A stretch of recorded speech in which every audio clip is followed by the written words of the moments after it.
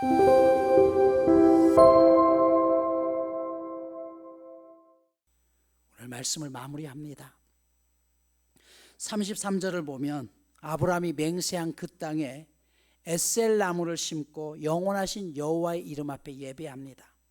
에셀 나무는 상수리 나무과에 속하는 나무로 사막에서 잘 자라는 나무입니다. 타마리스크 나무라고도 하는데 사막 지역에서 흔히 발견되는 나무로 키가 크고 가지도 넓게 뻗어 있고 잎이 많아서 그늘을 만드는데 굉장히 좋은 나무가 타마리스크 에셀 나무입니다. 그런데 이 에셀 나무는요, 흡수한 물들 가운데 수분은 사용하고 염분은 따로 나뭇잎에 배출한다고 하죠. 그래서 이 에셀 나무의 잎이 보면 소금 가루들로 덮여 있다고 합니다. 이 소금 가루의 역할이 있습니다. 밤새도록 공기 중에 있는 수분을 흡수해서 나뭇잎 안에 이슬을 모으는 역할을 하고요, 그리고 다른 것보다 더 차갑게 그 공간을 식히는 역할을 하는 게 에셀나무라고 이야기해요. 아브라함이 오늘 사막 한가운데 에셀나무를 심었다는 것은 단순한 나무를 심은 것이 아니라 이런 계산을 두고 심은 것입니다. 자신과 가족들, 집안 모든 사람들을 위해서 에셀나무를 심었겠지만 그보다 더 중요한 목적이 있었습니다. 그것은 그곳을 지나가는 나그네들을 위한 배려였습니다. 브엘세바는 실제적으로 남과 북을 연결하는 교통의 요충지입니다. 북쪽 산악 지점이 시작되는 지점이고 남쪽으로는 네게브 광야가 시작되는 지점이 브엘세바입니다.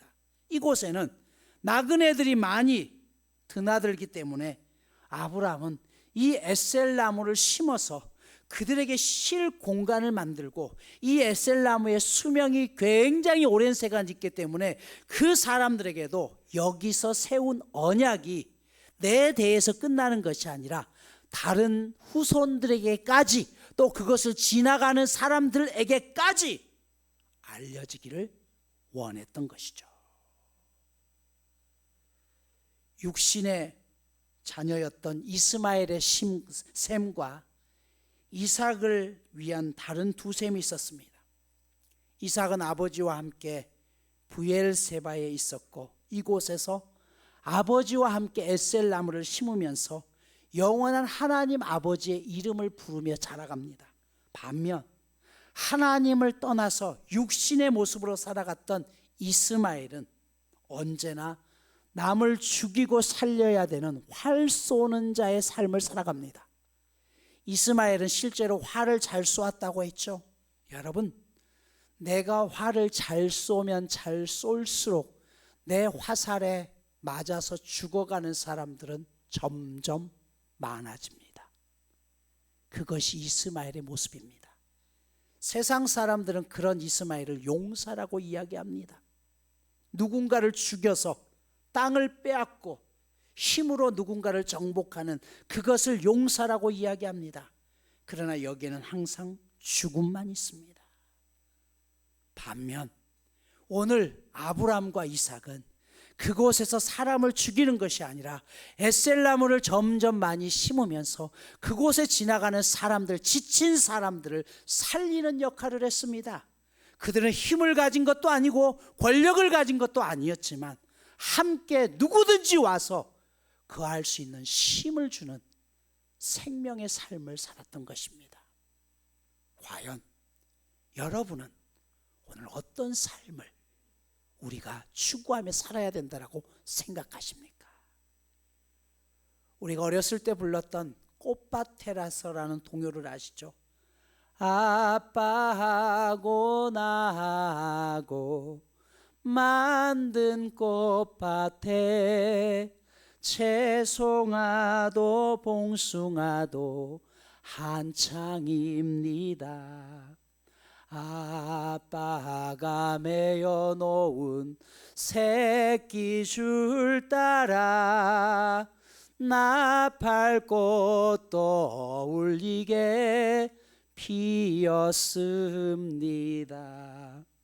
여기 보면 어울리게라는 표현이 있죠. 채송화나 봉숭아에 비해서 나팔꽃은 훨씬 화려합니다. 그런데 소박하게 피어있는 그 꽃들과 더불어서 뭐라고 해요? 어울리게 피었대요.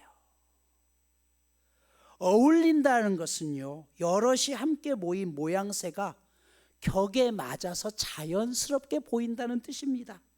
그 속에는 나만 홀로 영광받아야 된다는 독주나 독차지가 없습니다. 자기가 최고라는 공격적인 자부심도 없습니다. 어울림은 자기 몫을 누리되 다른 이들의 자리를 빼앗지 않는 것을 의미합니다. 눈에 띌 정도로 화려한 보석은 대부분 독버섯입니다. 사람도 그렇습니다. 남들 앞에 자기를 과시하려고 온갖 치장을 하는 사람치고 남과 조화를 이룰 수 있는 사람이 많지 않습니다. 그래서 성경은 내가 꽃이 되기보다는 열매가 되라라고 이야기하죠. 열매는 다른 사람들을 살리는 것이에요. 꽃은 나를 드러내는 것입니다. 그러나 그 꽃도 언젠가는 집니다. 사라지는 것이에요. 교회의 힘도 바로 여기에 있습니다. 힘으로 교회가 커져서 권력으로 세상을 다스리는 게 아니에요. 오히려 점점 낮아지고 겸손하게 엎드릴 때 세상은 그런 교회를 보면서 하나님을 찾게 되는 것입니다. 오늘 우리가 꿈꾸고 이루어내야 될 성도들의 모습입니다.